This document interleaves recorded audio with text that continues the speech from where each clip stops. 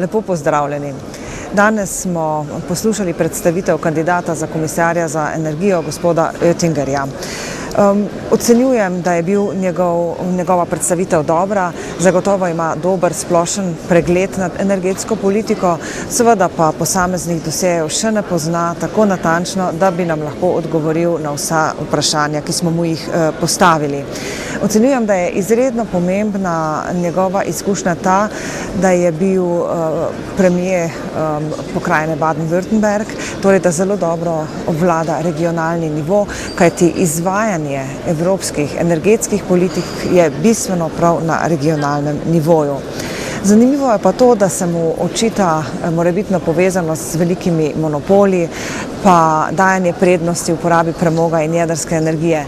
Danes na svoji predstavitvi je namreč zelo poudaril učinkovito rabo energije in obnovljive vire energije in upam, da bo znal vse to zelo dobro uravnotežiti. Pri definiciji treh bistvenih stebrov energetske politike je dejal, da so to konkurenčnost, zanesljivost oskrbe z energijo in pa vzdržnost. Zanimivo, da je poudaril vzdržnost in s tem učinkovito rabo energije. Kljub temu se recimo ne zavzema za zakonodajno zahtevo glede izboljšanja učinkovite rabe energije.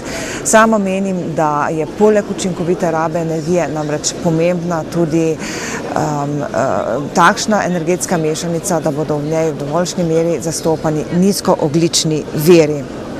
Sicer pa je po mojem mnenju zelo pomembno to, da je dejal, da je treba države članice pozvati k evropeizaciji bilateralnih sporazumov. Torej tisto, kar zdaj potekajo